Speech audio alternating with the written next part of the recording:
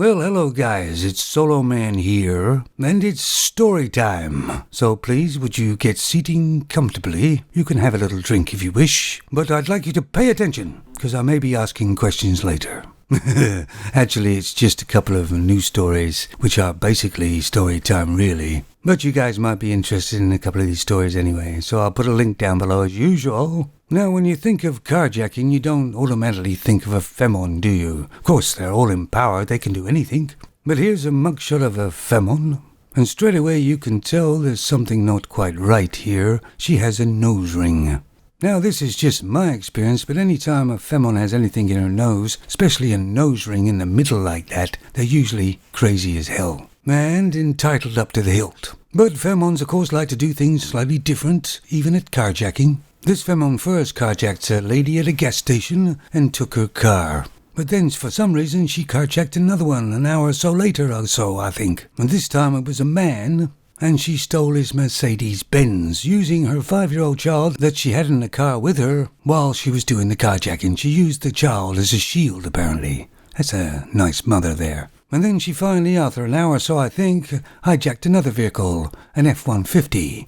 And that was her downfall. It's a big truck, and she's a femon. And I believe she ended up crashing that thing and disappearing. Oh yes, forgot to mention she did have a gun as well. That's what she used. But the police finally tracked her down at a motel somewhere, and they went and arrested her without incident. Oh, and took her 5-year-old daughter into custody, of course. Well, into a safe place. But this femon shouldn't have a child at all. They should be taken away and never given back to her. But as we know about the laws are sort of femon swayed, she probably won't get nowhere near as much time in jail as a man would have done. Especially if he used a child as a shield. I mean, they'll probably just give her a few more medications for her mental illness and her mental instability, and off she goes. Now, as we all know, femons are getting into all sorts of different jobs because they have to. It's by law. You must hire a femon even if they're no good at the job. That's the way the law is. So this femon is a so-called firefighter. And I have some friends in the firefighting industry, and they had to, by law, get femons in. And they had to lower the standards, otherwise femons would never have got in. And I won't tell you what my friends have said about these female firefighters, but nevertheless, let's move on. This femon firefighter says she has a lot of female friends or people who say they want to be rescued by her. So once again, these femons get into these jobs that they sort of let in, and instead of respecting the job for what it is and doing the job, they make it, oh, this is a great place to take a picture of me and see, look what I am and look what I'm doing. They just use the job as a building block to show themselves off. And she kind of hinted at that the femons want to be rescued by her. I don't know, I'd be all for that. Just a femon brigade for femons and a male brigade for males. And that would work out pretty well, because I don't think the femon brigade would be that successful at rescuing the femons. So there'd be less femons. And I know who I'd want to be rescued by if I was up 5 floors up. But of course they're trying to pretend that femons are just as strong as men. And very rarely is a femon as strong as a man. Mostly they're not. Hence, that's why they had to lower the standards for the femons to actually even get in.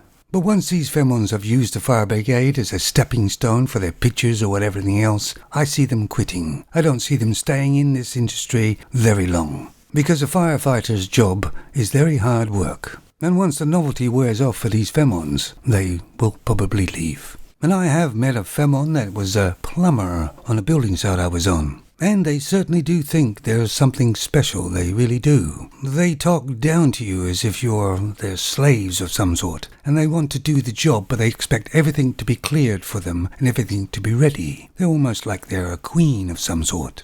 The femon that came to our building site was disliked immediately, because she had this entitlement. And of course, if it was just a man, he could have got smacked in the mouth, we could have just got that done and moved on. But you can't do that with femons, can you? And anyway, her work was actually god-awful.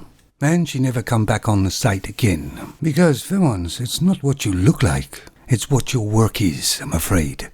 Because in the industry I'm in, it doesn't matter how perky your breasts are. It's how good you do the job that you supposedly have been trained in doing. Anyway, hopefully she got a few pictures for her sort of Facebook or her TikTok page. But once again, I can't see this femon being a plumber for very long either. A lot of them just purposely get pregnant so they can get out of it. And of course, me personally, I'm a realistic. I look at things and facts and figures in that way. And femons are not suited to a lot of jobs. And that's just me being realistic and using common sense. What do you fellas out there think about that? Well, let me know. Story time over for now. See you guys.